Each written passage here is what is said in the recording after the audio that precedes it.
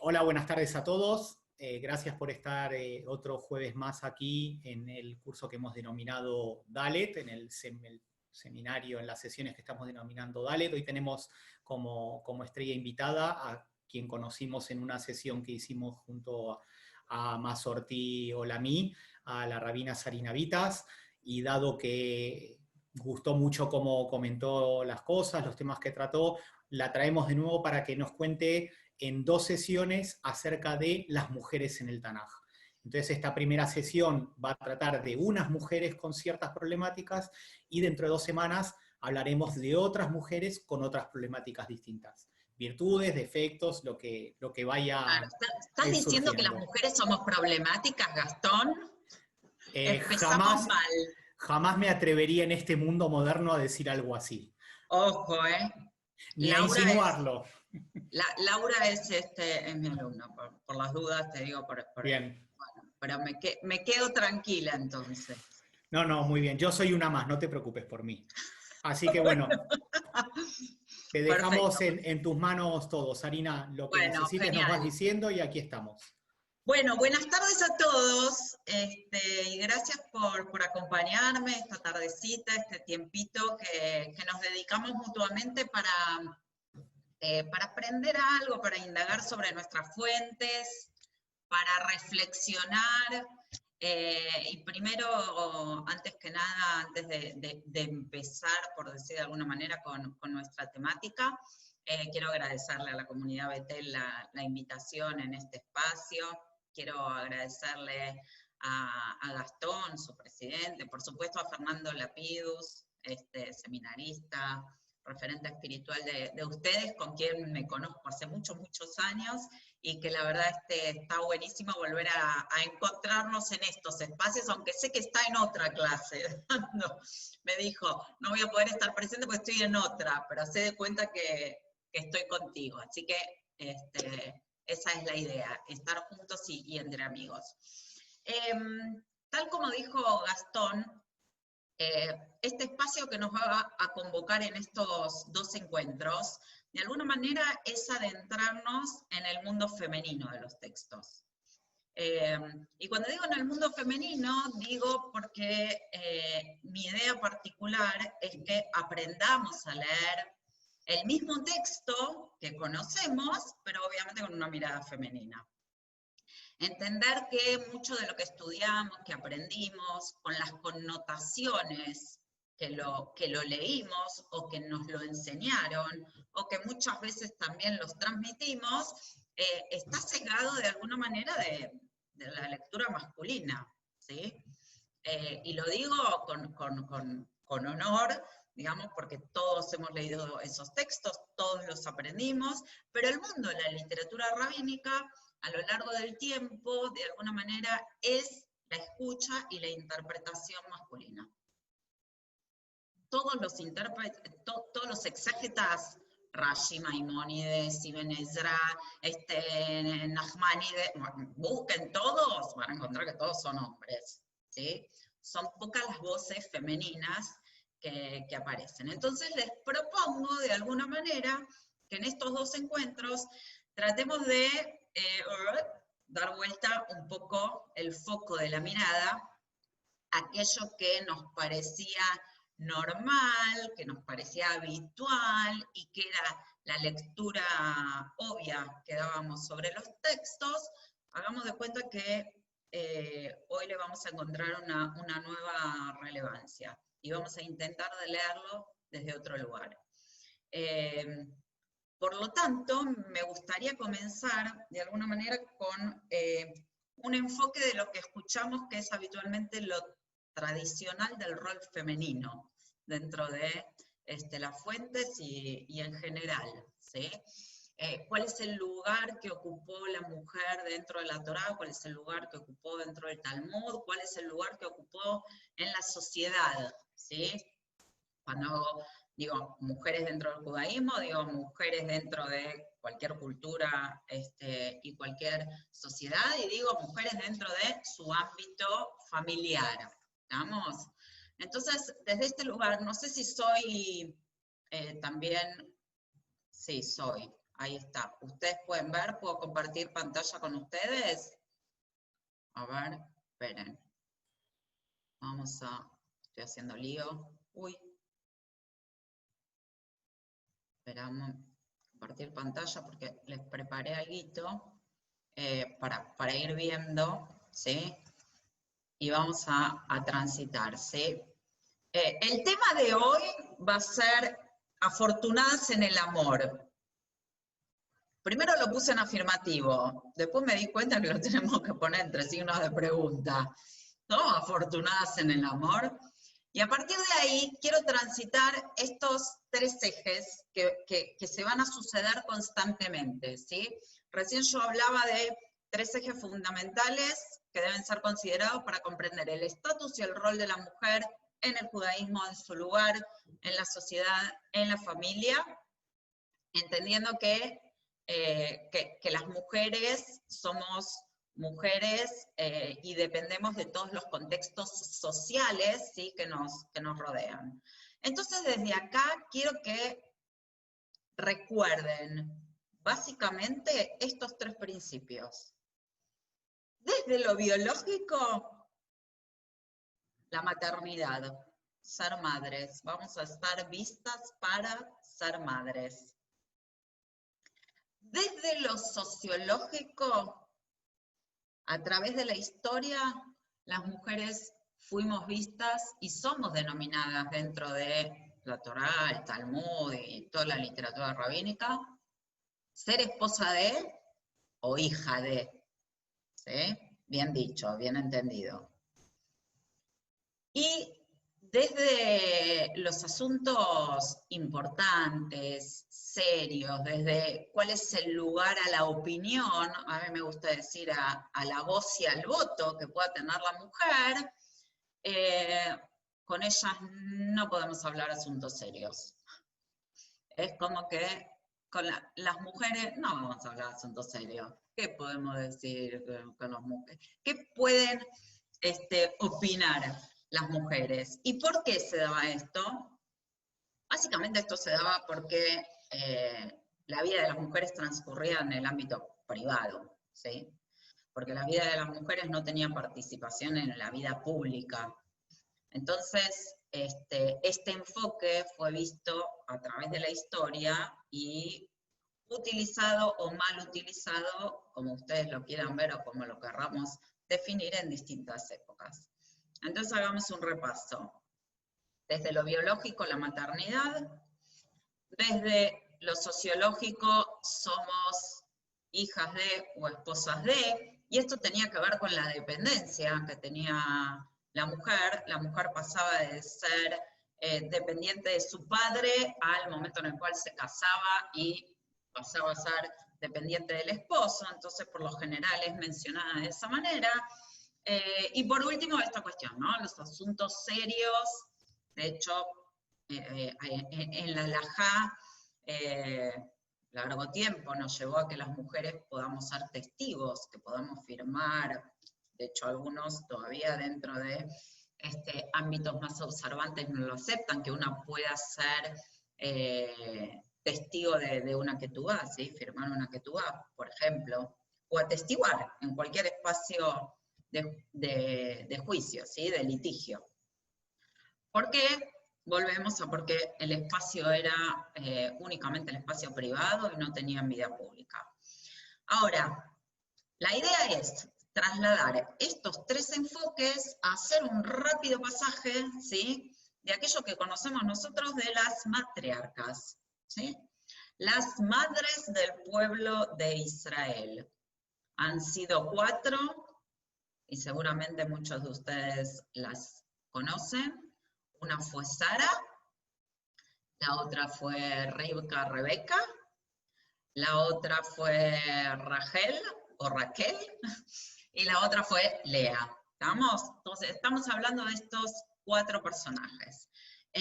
Y con estos ejes principales, yo quiero que nos preguntemos si realmente fueron afortunadas en el amor. ¿Sí? Y para empezar, me quiero tomar 2 minutos para hablar sobre el amor en las fuentes. Primero decirles que aparece muy pocas veces en estas participantes, en estas mujeres, la palabra amor, ahava, le'ov. Ahora, después vamos a ver cuántas, pero en el libro de Breishit, que es el libro en el cual figuran, prácticamente no aparece la palabra amor. En el libro de Vaikra, de Dvarim, lo vamos a encontrar bastante, pero haciendo referencia a vínculos que no son los vínculos familiares. Haciendo referencia a amar al pobre, amar al desprotegido, amar al extranjero, amar a Dios, pero no a los vínculos familiares. ¿Sí? Eso por un lado, para que lo tengan así como presente. Y por otra parte, la palabra amor, que es la palabra creo que más utilizada en cualquier poesía, en cualquier canción, en cualquier libro, obviamente que hable de amor, ¿no? Queda claro, es todo un enigma, ¿sí? Es todo un enigma. Sabemos que tiene que ver con parte integral de nuestra vida, sabemos que tiene que ver con nuestro bienestar, que es un componente que necesitamos, que tiene que ver con la interacción humana, que nos sentimos plenos cuando amamos y cuando somos amados. La pregunta a veces es si sabemos cómo introducir el concepto de amor en nuestras vidas. El amor que nos venden muchas veces es idílico. El amor que nos venden muchas veces es ideal, pero no real. Por eso el amor genera tanto dolor muchas veces, genera sufrimiento, quizás porque está mal entendido, está mal aprendido o está mal practicado. Y si lo tomamos como un elemento vital, como van a decir algunos escritores, lo va a traer el rabino Steinsaltz en uno de sus libros, y va a decir que hay una confusión interesante en lo que es el amor, porque algunos lo visualizamos como un elemento vital, como comer, dormir, beber, digamos que lo necesitamos para vivir, y si lo pensamos únicamente desde ese lugar, diríamos que nos sustentaría físicamente. Y algo interesante que tenemos que aprender a descubrir es que el amor está relacionado con el lenguaje divino. Y el lenguaje divino se manifiesta a través del alma. El lenguaje divino es ese wifi, esa conexión, esa energía que recibimos de la divinidad para poder llevar al mundo físico que nos toca vivir. Entonces el amor genuino no es el amor de las novelas. El amor genuino tiene que ver, y va a decir el rabino Steinsaltz, con que uno no puede hablar de que siempre el amor va a estar confrontado del lado bueno y va a ser positivo. O el odio siempre va a estar del lado malo y va a ser negativo. O la honradez o la solidaridad, búsquenle las emociones que ustedes deseen poner. Él va a decir que nosotros esas emociones y esas prácticas del corazón tenemos que saber utilizarlas en el modo correcto y en la justa medida. A esto, y algo creo que hablamos en nuestro último encuentro, lo llamamos incluso Midot Tovot, ¿sí? Son las cualidades que tenemos para expresarnos correctamente, para expresarnos bien, y que midá significa medida, ¿sí? Una medida buena, tiene que ser una buena medida. Cuando la medida es exagerada, es una mala medida. Y esto clásicamente lo podemos entender o analogar cuando hablamos de una medicación, de un medicamento que salva el alma. Un medicamento, si está dado en su dosis justa, no sirve. Si está dado exageradamente, es veneno. ¿Cómo lograr el equilibrio con el amor? Preguntémosles a estos personajes, digamos, porque creo que todos lo hemos sentido y vivido plenamente, y todos lo hemos padecido y sufrido también, el amor. Y estas son mujeres que nos llevan a mostrarnos justamente cuán necesario es equilibrarnos en la justa medida para poder ser afortunados en el amor. Y dicho esto, habiendo hecho un poquitito esta introducción, quiero compartir con ustedes entonces estos espacios que yo les decía que en el libro de Breishit aparece la palabra amor. Son muy escasos. Y aprovechemos, Gastón, que quizás somos pocos, incluso si queremos, para interactuar, ¿sí? Así no me hago hablando solo. Entonces, digo, en el libro de Breishit vamos a encontrar con el personaje de Abraham. Yo les tiro la data, ustedes traten de pensar si saben dónde. Una sola vez la palabra amor, que Abraham ama. Una sola vez. ¿A quién? Oh, me miran con cara como diciendo, ¿estás diciendo? ¿A Isaac? Pero a su hijo, sí. ¡Ah, qué piola que está! Muy bien. ¿En qué momento? En el momento en que Dios le pide que le lleve. Muy bien, Sol. Muy bien, Sol. Muy bien. Ese es el momento en el cual le va a pedir que sacrifique a su hijo, que entregue a su hijo por amor, que entregue a su hijo como muestra de fe, que podemos tener todo un shiur aparte sobre eso, pero en líneas generales vamos a hablar de lo literal. Ese es el momento en el cual le dice, toma a tu hijo, al único, al que amas, a Isaac. ¿Sí? Ahora, ¿habla alguna vez que amaba a su esposa? ¿A Sara? No. Vamos a Isaac. ¿Sí? Vamos a hacer un pasaje así rápido. Vamos a Isaac.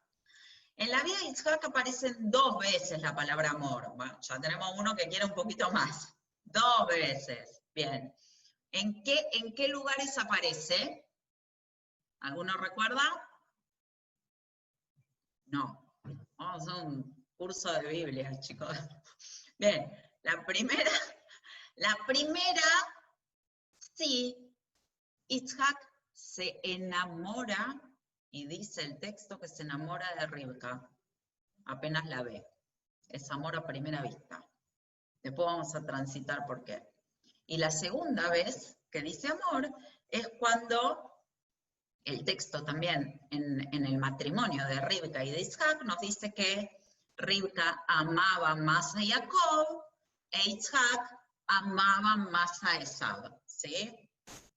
Hijos preferidos, predilectos, amores, digamos, en ese sentido, complicados en los vínculos familiares. Y por último vamos a encontrar a Jacob. Jacob es el más querendón, vamos a decirle, ¿sí? Jacob aparece 7 veces la palabra amor, y acá está referida obviamente a cuando se enamora de Rachel, ¿sí? En varios de los momentos, primero cuando se enamora en el pozo de agua donde la conoce, después cuando la pide obviamente para casarse, después cuando dice que va a tener que trabajar 7 años más porque no se casa primero con Rachel, sino que lo engañan y le ponen a Lea. Y después, obviamente, el amor que tiene por su hijo Yosef, ¿sí? Hijo predilecto, ¿sí? Donde también aparece varias veces el formato de que amaba a Yosef. Ahora entonces, que hemos descubierto dónde aparecen las palabras amor y que hemos descubierto qué relación tienen entre patriarca y matriarca, ¿sí? Abote y Maot, quiero que analicemos a cada una de estas mujeres en cada uno de los tips que les di. Maternidad, ¿sí?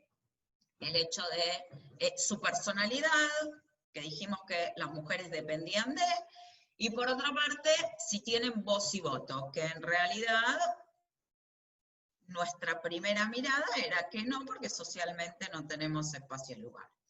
Entonces, ahora todo lo que les dije, vamos a refrendarlo en esta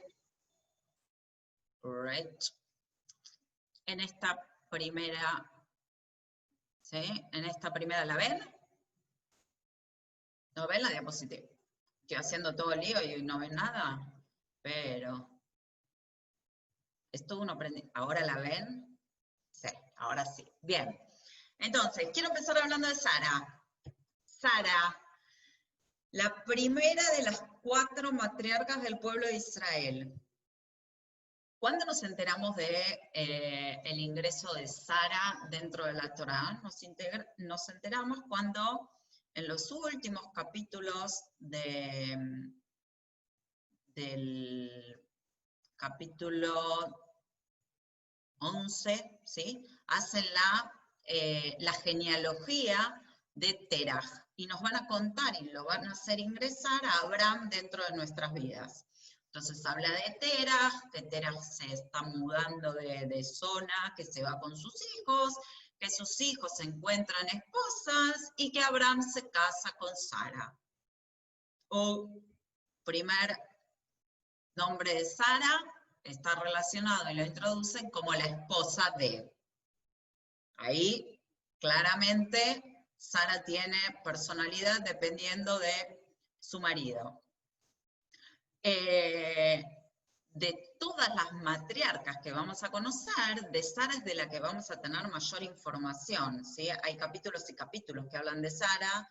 De Rivka se habla muy poquito, de Rivka y de Isaac son los patriarcas que menos se habla, y después de Jacob y su parentela también se habla muchísimo, cerrado el capítulo. Ahora, no solo nos va a mencionar que depende de, sino fíjense lo que nos va a decir el versículo apenas la presentan a Sara.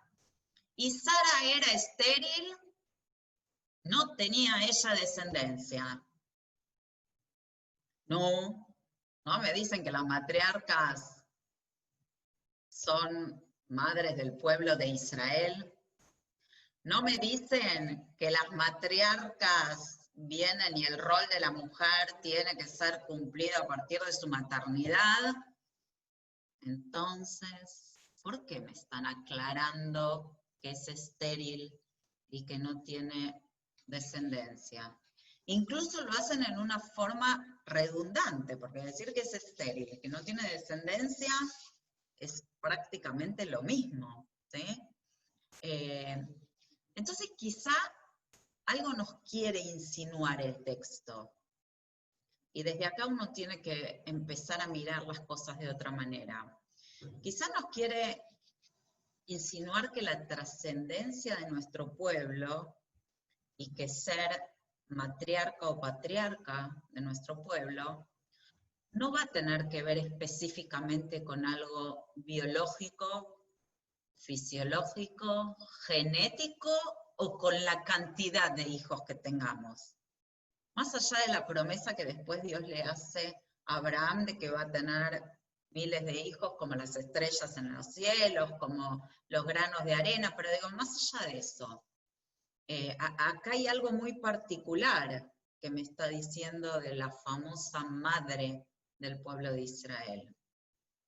Entonces, si no tiene que ver con lo biológico y no tiene que ver con la cantidad de hijos que voy a tener para configurarme como matriarca, ¿será que me está asegurando el texto, me está insinuando que tendrá que ver con algo educativo, con algo formativo, con un legado ético y espiritual que yo le pueda dar a mi hijo, sea hijo biológico o sea hijo de la vida, porque desde ese lugar hasta acá todavía no sabemos, pero tendrá que ver con otra cosa, y desde ahí poder entender cuántos hijos después tiene Abraham, pero no específicamente desde la maternidad tal cual está visualizada y está escuchada cuando hablamos del rol de la mujer en las sociedades.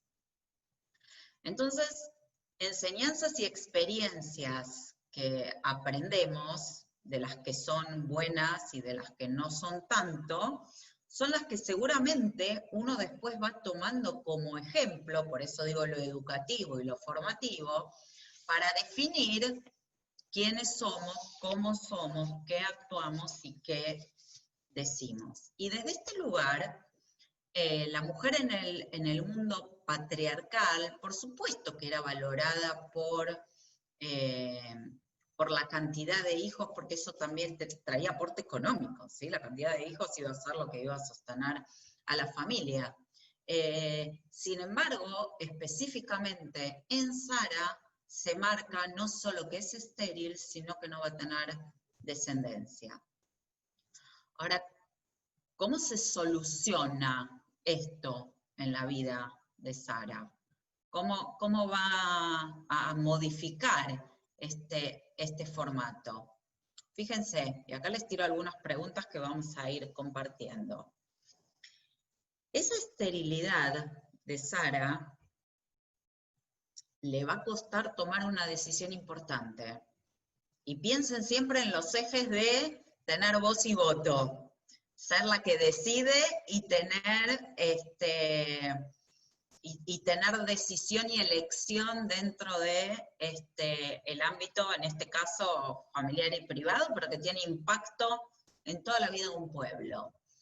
Esta esterilidad le va a costar a Sara la decisión de hacer ingresar a una tercera persona a su matrimonio. Yo no sé cuántos de nosotros por amor haríamos algo así. No sé. Esto implica tener de alguna manera personalidad. Esto implica de alguna manera que había una fuerza de amor entre esa pareja que entendemos que ella confiaba que no se iba a romper con el ingreso de Agar. Es Sara la que le ofrece a Abraham el ingreso de Agar para que pueda su esposo, que deseaba tener un hijo, cumplir con el objetivo más importante de su vida. ¿Cuánto amor hay que tener por el otro para entregarnos a una situación como esa?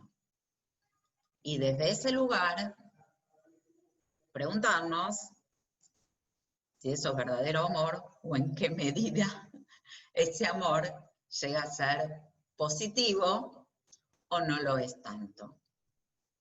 ¿Por qué lo digo esto? Lo digo porque ese amor y esa fuerza que tiene esta pareja de no romperse es así al principio, porque el amor es genuino. Pero cuando hay amor egoísta y cuando se cumple el objetivo que tenían, muchas veces desaparece el altruismo del amor. Y es así como, si bien Sara fue aquella que le dio la oportunidad a Abraham a que tuviese a Ismael con Agar, es también Sara la que va a tomar la decisión de decir que Agar e Ismael se tienen que ir de ese hogar. Es también Sara la que los va a echar, corriendo con las consecuencias que esto trae. Este amar demasiado termina sirviendo. Preguntémonos hasta dónde. Pueden abrir y pueden hablar, ¿eh? Yo, digamos, no me quiero, porque veo algunos que, digo, no me quiero, pero vale que intercambiemos, somos poquitos, así que lo podemos hacer si lo hacemos en orden. Después que ella logra, digamos, y toma la decisión y asume la decisión de echar a Agar y a Ismael, no se lo pregunta a Abraham. o si se lo pregunta, Abraham le dice la decisión es tuya. Y cuando Abraham tiene duda y le pregunta a Dios, Dios le dice, escucha a tu esposa. Digo, siempre nos tienen que escuchar, pero volviendo al formato, tengan en cuenta, digo, lo que quiero romper en esta charla, lo que quiero romper es el prejuicio que tenemos de que el rol que tenían las mujeres era la maternidad, la dependencia y el no tener voz y voto.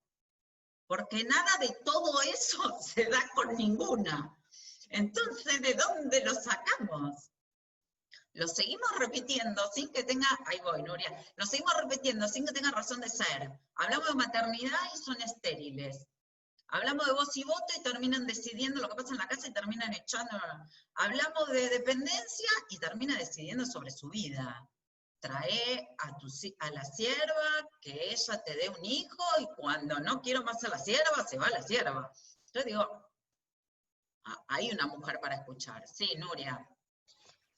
Bueno, las costumbres en ese momento es que si la sierva, que pertenecía a Sara, si concebía y de una forma que se sentaba encima de las piernas de Sara, era como si fuese el hijo natural de Sara. Entonces, dentro de esa visión, en ese momento, el hijo era, aunque lo había parido Agar, el hijo pertenecía a Sara.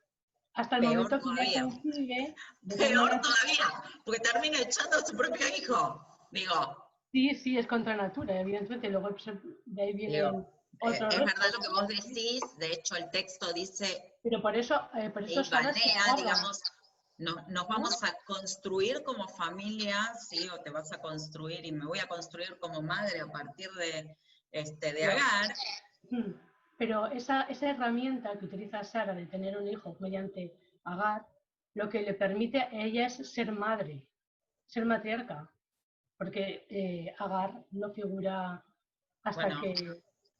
No coincido en que eso es lo que le da a ser matriarca, porque como decíamos antes, o como al menos lo entiendo, el ser matriarca pasa por el legado moral, ético y espiritual que vos le vas a dar a la trascendencia, a la formación educativa de tus hijos. Y ella a Ismael no se lo da.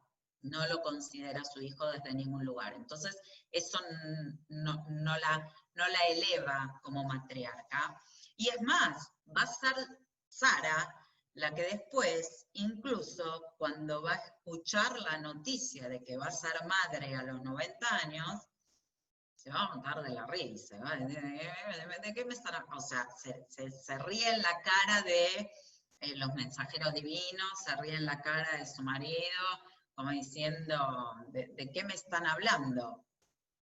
Entonces, cuando retomamos estos 3 puntos con los cuales trabajamos y nos preguntamos si fue afortunada en el amor,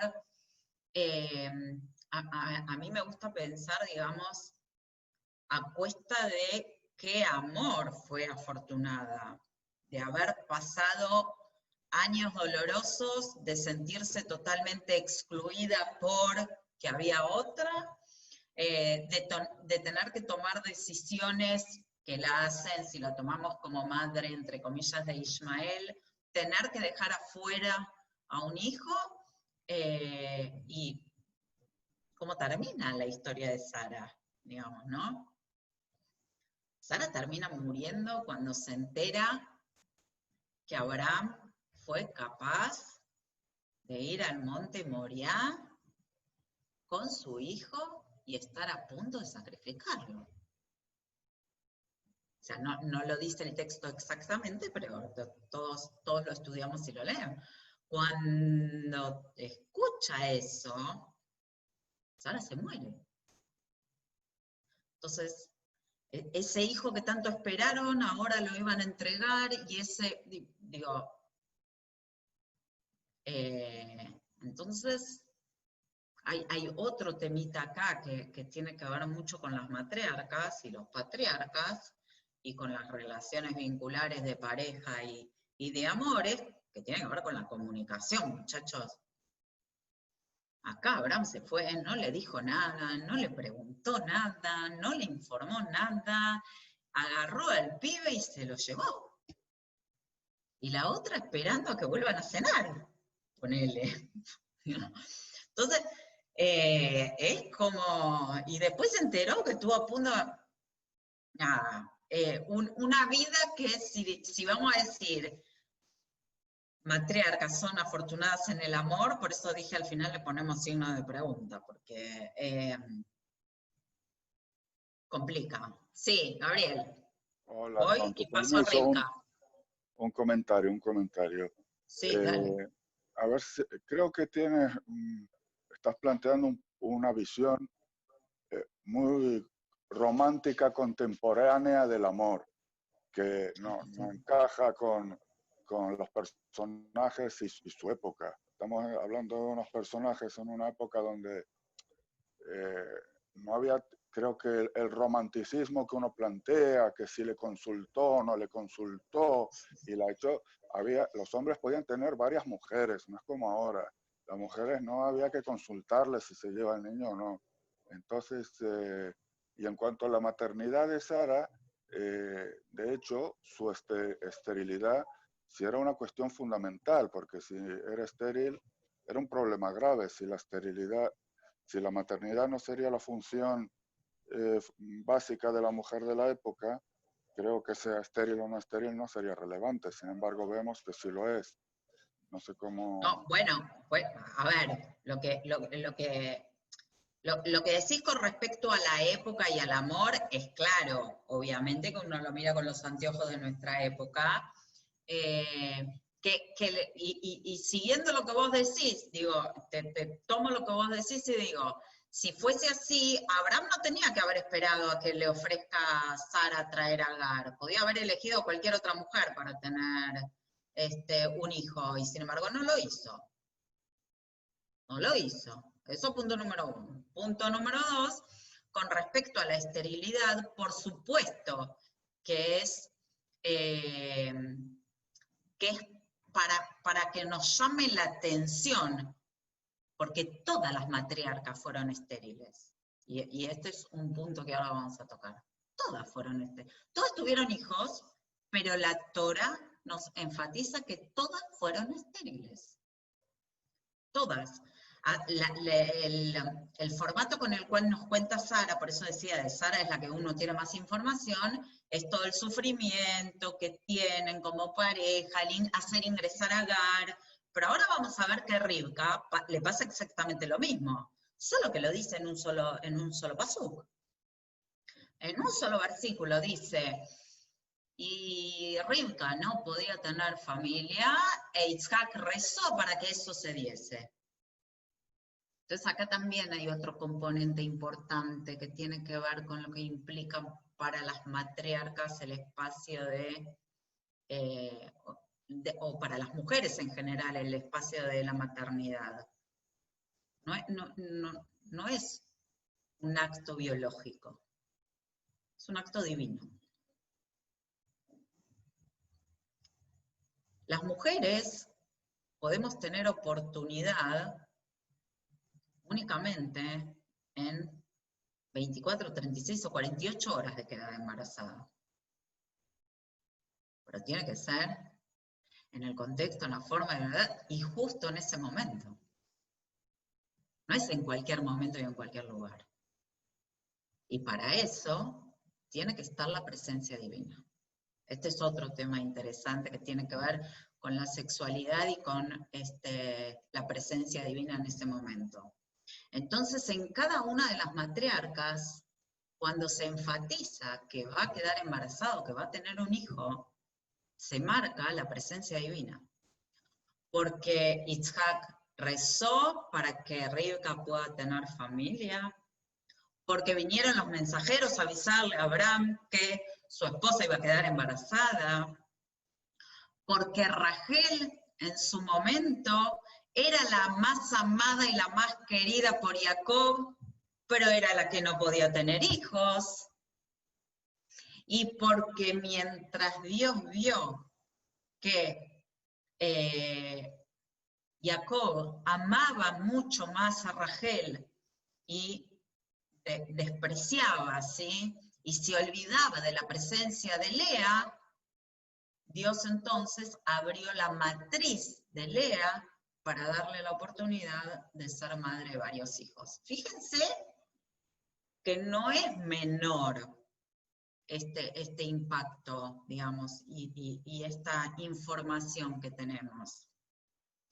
Y pasemos un poquitito a hacer un planteo de Rivka rápidamente. Digo, Rivka, si se acuerdan, yo les dije que Yitzhak era el primero, ¿sí?, que se enamoró de su esposa cuando la vio. Cuando la ve venir con Eliezer, ¿sí?, arriba de los camellos, y la visualiza desde lejos, y ella se corre el velo, se recata y baja, un amor a primera vista. Ahí también soy amor de novela, voy a contarte, Gabriela, pero bueno, es amor a primera vista. Digo, ¿y qué es lo que hace Yitzhak para marcar ese amor? La lleva a la tienda de su madre y se consuela en la unión con Rivka por la pérdida de su mamá. Un Edipo a full, ¿no? Pero bueno, Freud se hizo una novela con esto, pero de alguna manera es lo que marca, que solo pudo superar la muerte de su madre cuando se encontró con Rivka. Y justamente frente a esta cualidad, digamos, que marcamos de Yitzhak, que tiene que ver con este amorío, ¿sí?, y con que es una pareja que se enamoró, quiero enfatizar acá también la personalidad de Rivka. Digo, acuérdense de los 3 puntos, ¿eh? Rivka no llega con Eliezer porque la traen de los pelos. Rivka le dice a Betuel, querido, yo me voy con él. Rivka toma la decisión de abandonar a su familia, de dejar a sus hermanas, de dejar a su padre e irse con este sirviente, ¿sí? Eliezer era el sirviente de Abraham, que había salido en búsqueda de esposa para Yitzhak, con irse con él a un lugar que no conocía, no sabía, no tenía idea con quién se iba a casar, pero es ella la que toma la decisión. Entonces, de sumisa, tenía poco la muchacha para enfrentarse a su padre y al contexto de ese lugar y decir, me voy con él. ¿Quién lo conoce a él? Lo único interesante para Betuel era que él traía dinero, digamos. Cuando lo veo que sacaba el oro de las alforjas de los camellos, ya se le fueron los ojitos así, pero era lo único que le importaba. Y en ese sentido, repito, el primer tiempo de esta pareja tampoco tiene oportunidad y posibilidad de engendrar hijos rápidamente, ¿sí? Tiene que rezar Yitzhak, reza Yitzhak, se da el milagro en Rivka y acá viene por 2, ¿no? Vienen los mellizos. Vienen por 2, vienen los mellizos, viene Sab, viene Jacob. Y fíjense, ¿no? Uno puede decir que esta pareja tenían amor, obviamente se habían enamorado, pero hay algo también que, y ahí pobre Gabriel, le hago la contra de nuevo, pero digo, tampoco había una gran comunicación o grandes decisiones que tomaban juntos. Algo estaba fallando. Ese amor que tienen y que privilegia a uno a un hijo. Yitzhak amaba más a Esab y Rivka amaba más a Jacob. Esos privilegios manifiestos y bien dichos, y Rivka, sin aceptar la norma habitual, que era que el hijo mayor sea el que herede, sin aceptar esa norma, es la que incita al engaño del hijo al padre, o al engaño de ella a su marido. Son las 2 cosas, ¿sí? Porque es ella lo que lo incitó. le preparó la comida, lo disfrazó, lo llevó, le advirtió. Ella hizo todo, era una estratega. Se fue de la casa del padre como estratega, llega acá y hace exactamente lo mismo. Y ese engaño que ella lleva adelante a su marido, amado, y ese engaño que lleva adelante ese hijo a su padre, amando a su madre y a su padre, deduzco, trae la debacle familiar, gente. Y esa debacle familiar es que no se van a ver nunca más. Jacob se va de esa casa y nunca más vuelve a ver a sus padres. Jacob se va de su casa y nunca más vuelve a ver a su mamá, aquella que tanto amó. Y esta madre no vuelve a ver a su hijo, aquel que tanto amó.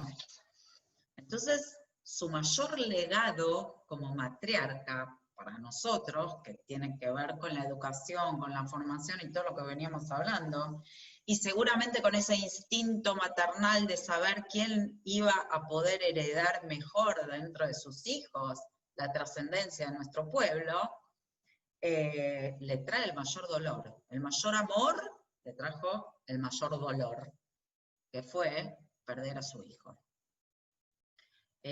Deja, obviamente, a Rivka en el pueblo de Israel al tercer patriarca, que va a ser Jacob, pero se lleva a la tumba no haber convivido con él, no haberlo visto en la jupa, casarse, no haber conocido a sus nietos. Y esta mujer también pasa a tener voz y voto. Esta mujer no fue para nada sumisa, esta mujer no fue para nada pasiva, por más que en el texto habla muy poquito, es muy silenciosa, de escuetas palabras, pero sin embargo es emprendedora y toma las decisiones de su familia. Y quizá, por último, para hablar de Rachel y de Lea, ¿sí? Y de hablar de este Jacob, que dijimos que era el más amoroso, ¿sí? el que solía utilizar la palabra amor mucho más que cualquier otro, se enamora de Rachel, la desea a Rachel. Rachel es la mujer más amada, pero es la última que va a recibir el amor de su esposo. Cede por amor a su hermana, cede por una cuestión de normativa y de cumplimiento de mandatos familiares, cede su lugar y se lo da a su hermana. Y su hermana no le dice que no. Digamos, acá uno también no dice, no, está enamorado de vos. Son dos hermanas que aman intensamente al mismo hombre. Y son dos hermanas que constantemente se van a pelear por ese hombre. Pero a la vez son dos hermanas que, como decía Gabriel, se podían casar con muchas mujeres. Los hombres tienen que convivir, las dos, con ese hombre. ¿Saben cómo se llaman las mujeres, las coesposas? ¿Saben cómo se llaman en hebreo? Se llaman tzarot. ¿Sí? Tzarot viene de angustia, viene de estrechez, viene de tzures. Son las que traen problemas. Entonces, estas dos, más o menos por ser hermanas, quizás zafaron, digamos, ¿no? Lo pudieron relativamente esquivar, pero digo, en la historia vamos a encontrar tzarot con tzures de todo tipo. Rachel tiene que esperar 7 años más para que se le dé la oportunidad y la posibilidad de casarse con su amor, y así le pasa lo mismo a Jacob. Y quizá como comentaba en parte de la charla, el texto marca que Rachel, la más amada, dice que era Acará, que era estéril.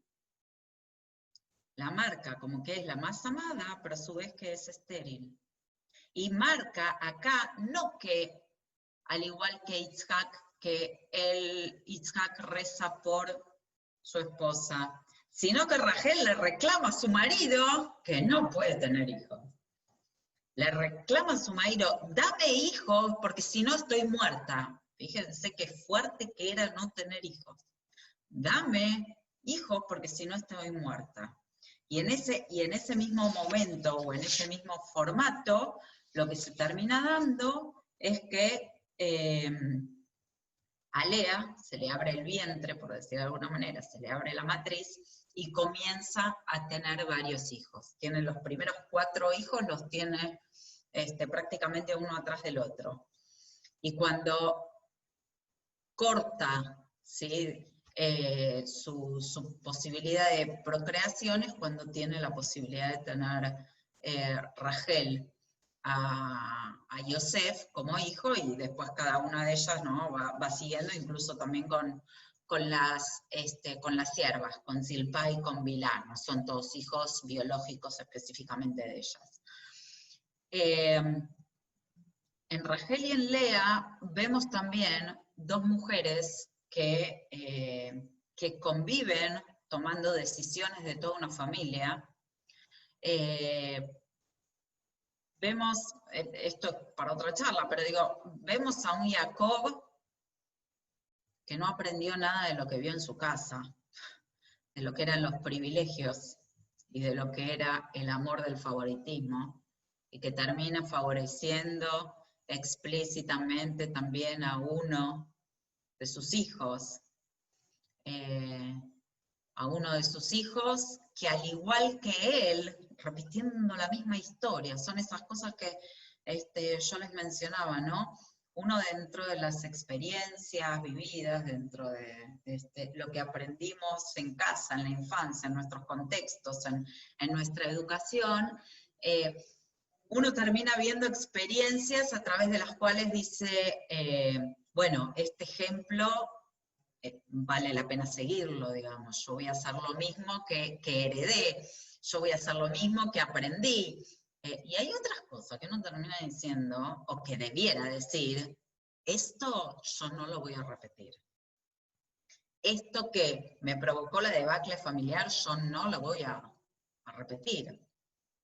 Y seguramente a más de uno nos pasa que eso que decimos que no vamos a repetir, después nos vemos haciendo lo mismo. Digo, es difícil a veces tomar conciencia y divorciarse o separarse conscientemente y racionalmente de aquellas cosas que hemos recibido como mandatos. Y Jacob ha recibido de su mamá el mandato de amar demasiado, de ser afortunado en el amor, vamos a decirlo así, pero no se dio cuenta de las consecuencias. Que su hermano estuvo a punto de matarlo, y que por lo que él hizo, Yosef estuvo a punto de ser muerto por sus hermanos. Se repite la misma historia. Y en ambas historias, los hijos, ya sea Esab por un lado, ya sean los hermanos de Yosef, ninguno de los dos quiere ver sufrir a su padre. Entonces, los hermanos de Yosef no lo matan a Yosef, sino que lo venden, dicen, vendámoslo. Y por otra parte, Esab dice, mientras papá viva, yo no lo voy a matar a Jacob, voy a esperar a que papá muera. Bueno, eso no se termina dando, digamos, porque después se reconcilian, pero digo, es esa cosa de, aunque se sentían minusválidos frente al amor familiar, el mandato y la mirada de los padres o de las madres seguía siendo tan importante. Quizás para redondear un poquitito y para ir cerrando, transitar desde el comienzo que pusimos, digamos, los 3 ejes en hablar de la importancia que tiene y que tenía en aquella época el ser madre, la importancia que tenía o cómo se supone que una dependía, ¿sí?, de su marido o de su padre, y por otra parte, hasta dónde podía tomar sus decisiones, sus elecciones, que como bien mencionaba Gabriel, las podían tomar por ellas. Acá tenemos 4 personajes que rompen todos los moldes, que se espera de ellas que sean súper fructíferas y no lo son en su comienzo. Y sin embargo son las madres del pueblo de Israel. Para marcarnos que el legado formativo, educativo, ético y moral es el que se prioriza en nuestra tradición, y para marcarnos que en la llegada de un hijo a nuestras vidas está la presencia de Dios. Por otra parte, son mujeres que tienen nombre propio, no necesitan decir somos las esposas de Eni, porque decidieron todo en su vida solas, teniendo a los otros al lado, pero digo, sin consultar y sin preguntar qué hubiese sido lo esperado en su época. Y por otra parte, tuvieron voz y voto, tanto privado como público, de organizar y de responsabilizarse con el compromiso de la continuidad de un pueblo que tiene hasta el día de hoy más de 3.500 años, y seguimos transitando, hablando de ellos, hablando de ellas, y manteniendo la misma tradición, la misma fe, los mismos valores con los cuales se criaron y se educaron, para estar nosotros hoy, una tardecita, sentados, estudiando algo de lo que nos pueden enseñar. Así que abrimos a preguntas, a comentarios, a reflexiones. No abrimos.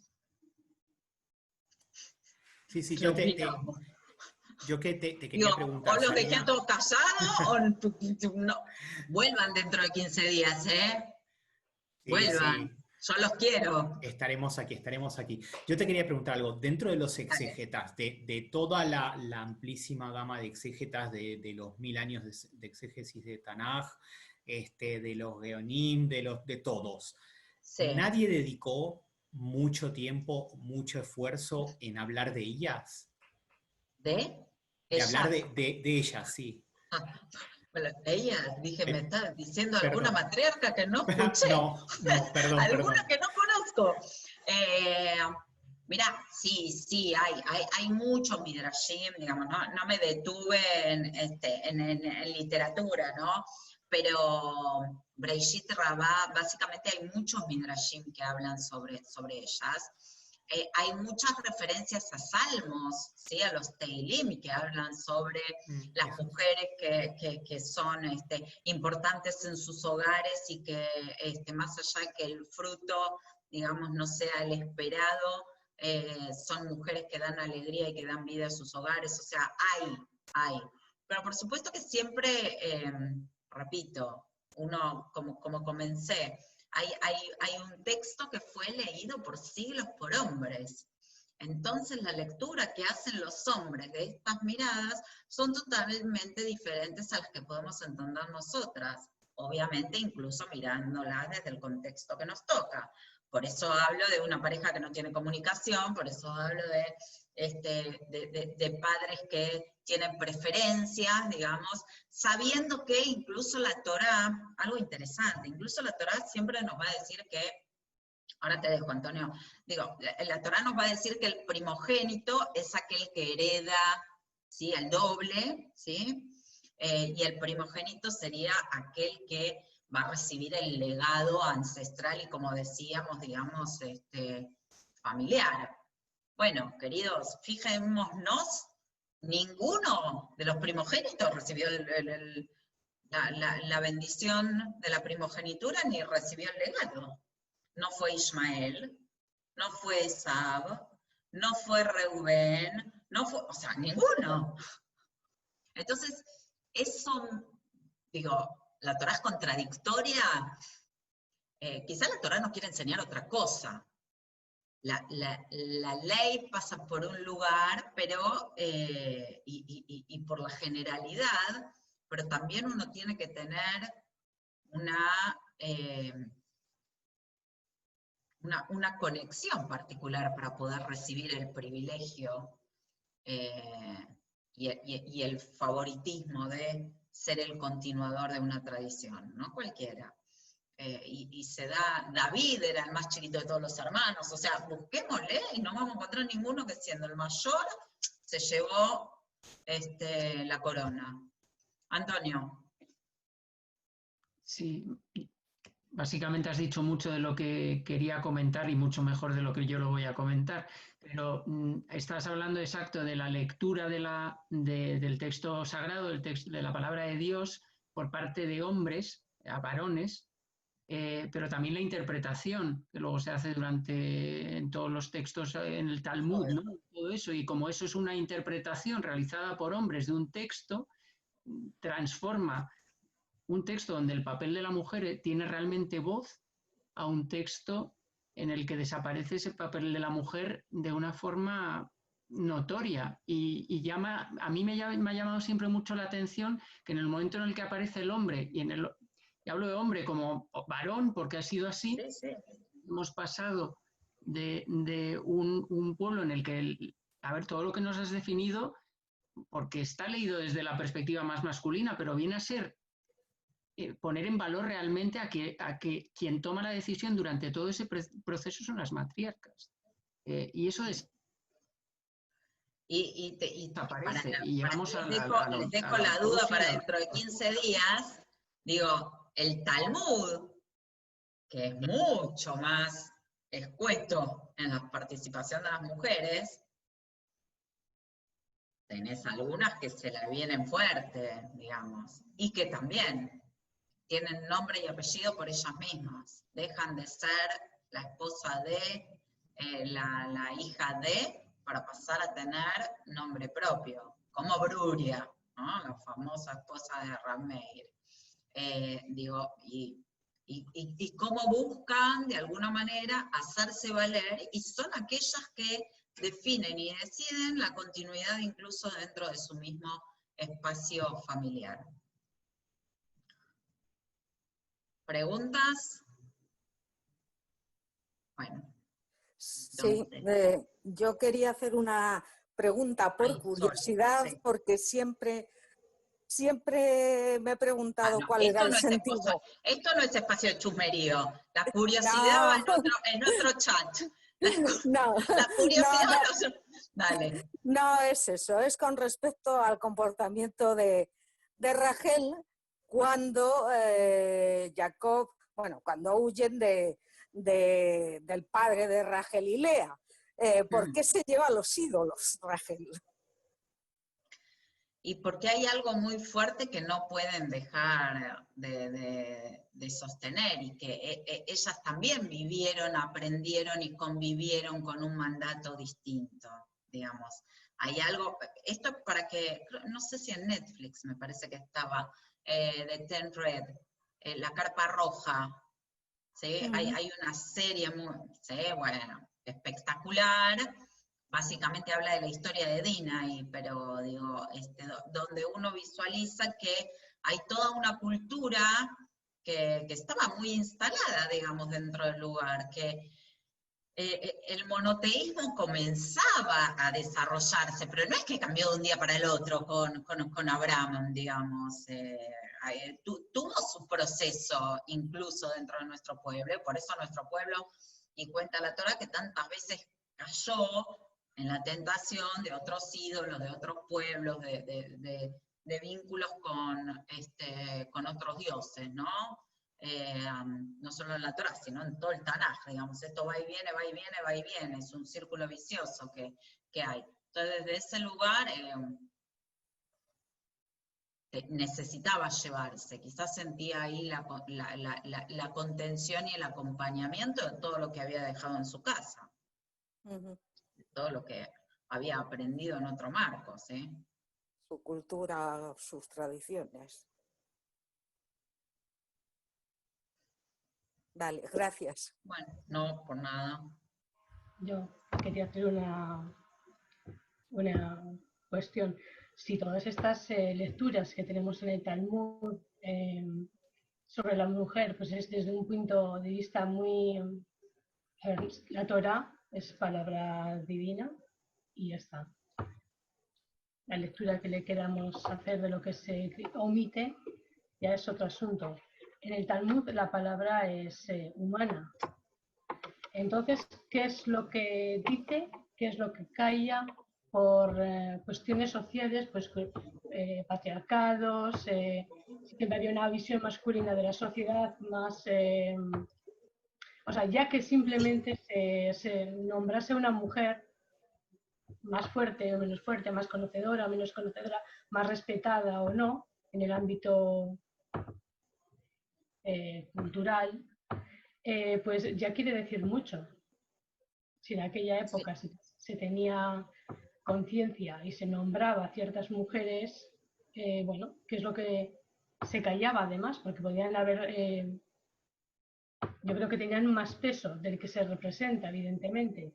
Si están incluidas, habría muchas más mujeres que ni siquiera figuran en el Talmud. No, por supuesto, digamos. Pero las pocas que están... Pero no te olvides que el Talmud está editado por hombres, volvemos a lo mismo, digamos. Sí, y por eso, ¿qué es lo que hubieron tantas otras que no aparecieron.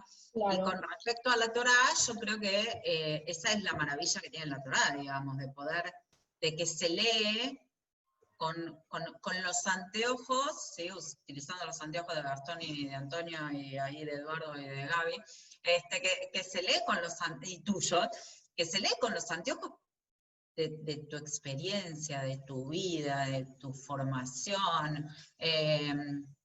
La Torá no es, a ver, es palabra divina, es revelación divina, pero para vivir en tu vida, con tu conexión. Entonces, tus experiencias, tu época en la vida, ¿sí? Te hace descubrir otra mirada, otras cosas, otros aprendizajes, cambiar el lugar de la óptica del cual tenés, y por eso la leemos todos los años exactamente el mismo texto, porque todos los años tenemos la oportunidad y la posibilidad de encontrar algo que antes no habías visto. No, siempre te mirarlo de otra manera. Bueno, así que a eso es lo que quise intentar hacer hoy, que aquello que tenemos predeterminado se rompa un poquito y miremos desde otro lado. Bueno, genial, Sarina, muchísimas gracias. Ahora me queda la duda si dentro de 2 semanas vamos a poder hablar de inteligentes y astutas, porque hoy estuvimos hablando de inteligentes y astutas. Ah, bueno. Con lo cual ya no sé qué... agregamos rebeldes. Sí, rebeldes, sí, sí. Inteligentes, astutas y rebeldes. Bueno, ahora nos quedamos con la intriga, ¿qué es lo que vamos a ver? Bueno, te agradezco muchísimo. Nos vemos en 15 días entonces. Nos vemos en 2 semanas, y bueno, estamos en contacto con todo el resto. Muchas gracias. Estamos en contacto. Gracias por acompañarme, un placer. Gracias a vos. Hasta luego. Chao. Hasta luego.